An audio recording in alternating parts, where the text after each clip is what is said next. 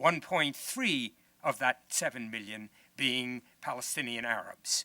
You can see one change that occurs in the demographics. The other change that occurred is the rising proportion of the religious, the ultra-Orthodox, the religious nationalists in the Israeli population, which has constrained the ability of Israeli governments, even if they want to make peace, to begin thinking of the compromises which would be necessary for that peace.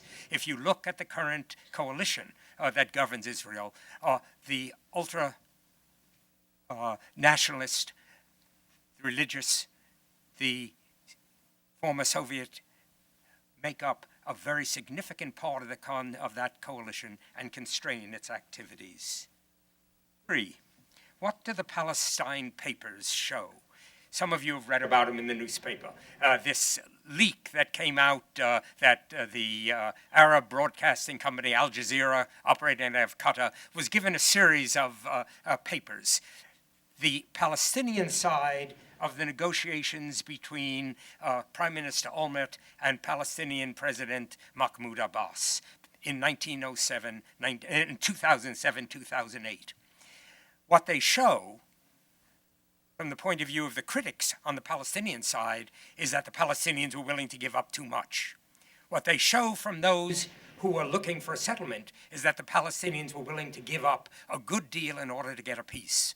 In other words, those papers show, and those of you who followed the brief comments coming from Ehud Olmert's truncated autobiography, which is coming out in parts, it shows that the Israelis and the Palestinians in late 2008 were very close to agreements, had looked for and wanted bridging proposals from the United States to bring them over that last hurdle. Several things happened, not the least of which Israel decided to go to war in Gaza. And in short time, Ehud Olmert, who had already been brought up on corruption charges with Israel, was no longer prime minister. That agreement, almost reached, disappeared. When negotiations were started up again, the new Israeli prime minister, Benjamin Netanyahu, said, no, we can't take off from where the Israelis and Palestinians had been in 2008. We have to go right back to the beginning. He was unwilling to accept the compromises which each had given, and therefore we're in a lot more trouble. Question 4. Is an interim agreement, a conditional agreement, a partial agreement possible, and would it be useful? One of the things we've heard floated over and over again, particularly in recent days as well, they can't get a real agreement. They can't come to a final agreement on the exchange of territory, security, Jerusalem, refugees. Can they come up with a conditional one? It's an important question, and probably the answer is probably not useful in that it would sustain the uncertainties and the instabilities that exist. One of the things that has happened through all of the negotiations from 1993 to today is that the settlement growth, as my colleagues pointed out, did not diminish. In fact, it increased. A conditional agreement would almost certainly allow that continued destabilization. Therefore, the thrust to say, if we don't get it now, it may become almost impossible, and we can't probably accept conditional agreements. And 5, finally, how do we assess what impact will the Egyptian revolution have on Israeli-Palestinian peacemaking? All of us on this panel, I know, have had that forefront in our mind. Those of you who immediately ask yourself, have you followed it all, what impact would you'd expect it to have an impact? And the question is, what does that impact look like? What will it mean? I spotted something in the Israeli press in the last few days. The Israeli president, Shimon Peres, has said with some urgency, now is a time to reach an agreement with the Palestinians to at least keep stability on that front. We and the Palestinians have common interests. We know what the peace would look like. Let's move to a solution. Benjamin Netanyahu, fearful of his right-wing coalition, says no, and maybe his own beliefs, says, no, we can't reach for a solution now. We have to keep all the territory we can hold on to because we believe that territory will be what we need for our own security. You can see then how even within one government, the president and the prime minister, you have very different views. From the Palestinian perspective, there's also uncertainty. I'd say that generally, from the Palestinian perspective, if they could get a peace agreement now, they would take it. They would go for it with all of those compromises which they'd been willing to make with Ehud Olmert. In that would give them the stability to move into the future with some future to look at. Thanks. Thank you so much. Thank you all very, very much. And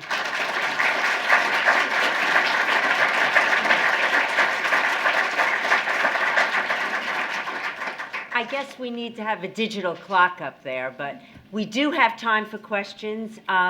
Because we're so limited in time, I saw your two hands and I will go over there immediately. Because we're so limited in time, I'm going to ask you to really just ask questions and not make statements. But any statements you want to make, we can make in the Fenway room over some drinks and hors d'oeuvres or whatever. I know that Ellen Fitzpatrick is here someplace. Ellen, are you? If you could just flip on the population statistics, just so you can understand a little, at least one of the arguments, and for a couple of minutes, and then go back and do the map with the settlements. And the settlement maps, the blue little things, when you go to the settlements, you'll see how many settlements there are, different sizes, some are large, some are not, and the reds are little outposts. They're supposed to be not quite as big. Okay, I saw questions over there, please. My question is to the panel. Could you define a bit more specifically what you mean by U.S. interests in Israel? And do any of you believe that those interests potentially compromise the possibility of a successful negotiation? Okay, why don't, Steve, do you want to try that? Maybe. The question is... Could you define more specifically what you mean by U.S. interest in Israel, and do those interests in any way potentially compromise a successful negotiation? I'll take a swing at it. Others may want to chime in. This may be an issue where some people in the group disagree. I think the primary American commitment to Israel is a moral one that reflects the long history of Jewish suffering, primarily in the Christian West, and the belief that Jews deserved a state of their own like others. And that is the primary basis for the American commitment there. I personally don't see a conflict between what I think American interests are and protecting that particular commitment. I actually believe an American policy that was less unconditional support and treating Israel essentially like same way we treat other democracies would both be better for the United States, but also better for Israel, because I believe the course that Israel is currently on is not in its own long-term interest and is threatening its own long-term future. Others may disagree with me there, but I think that's what the American interest is, and I think the policies that we've laid out together in our joint statement would actually be good for the United States, but also good for Israel. Please. I have a question directed to Professor Kelman, if that's all right. Okay, real loud.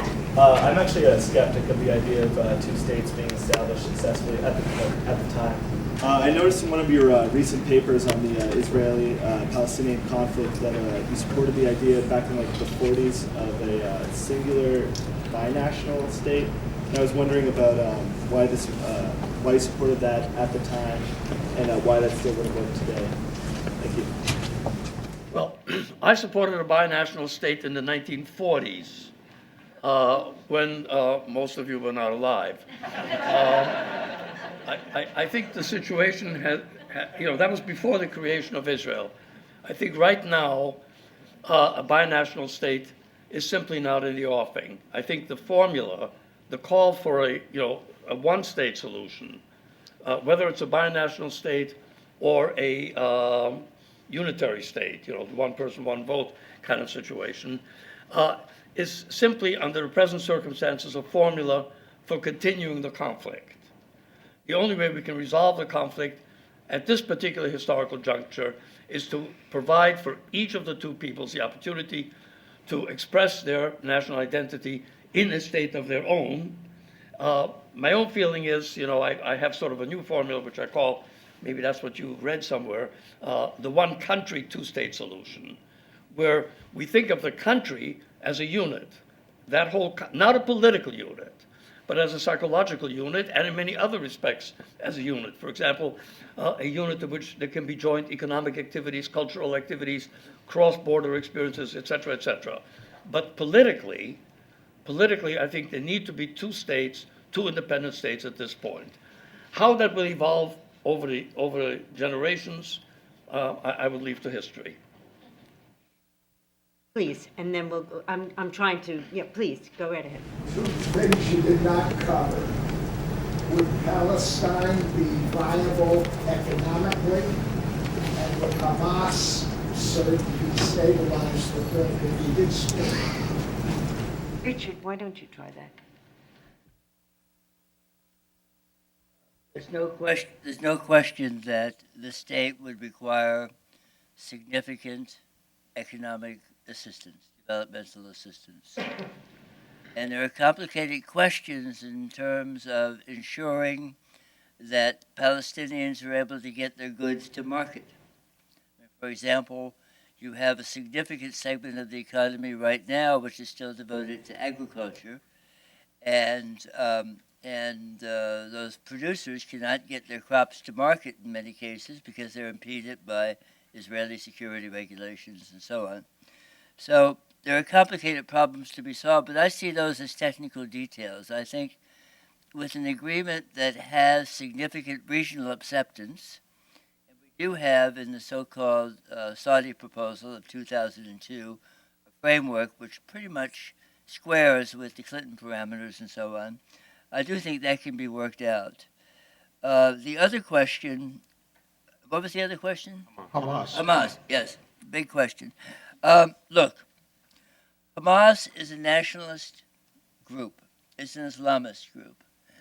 And they have said at various points, and I think authentically so, that they are prepared to engage in at least a long-term ceasefire with Israel.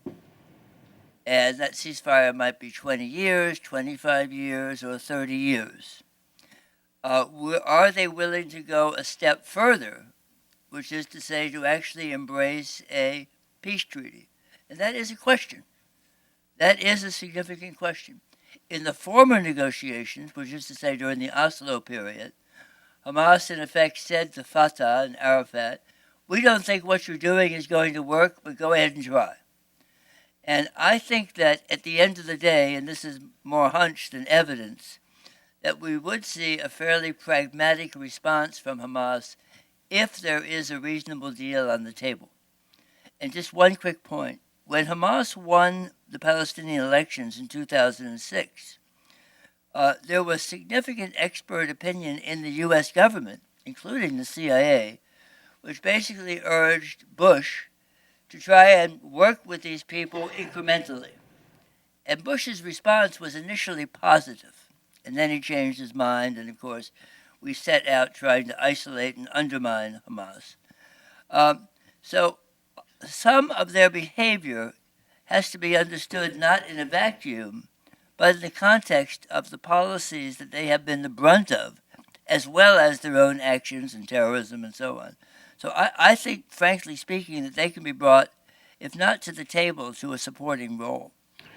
But, it depends on whether or not the agreement looks like a reasonable one, whether or not the settlements are largely erased and so on, whether or not these economic viability questions can be addressed, etc. I'd like to just add one thing to the Hamas question, and that is that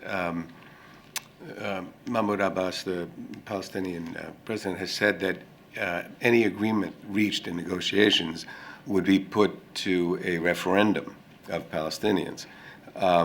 There's a question of exactly who would vote, but in any case, if you had an overwhelming approval, it would be very hard for Hamas to go against that public expression of approval.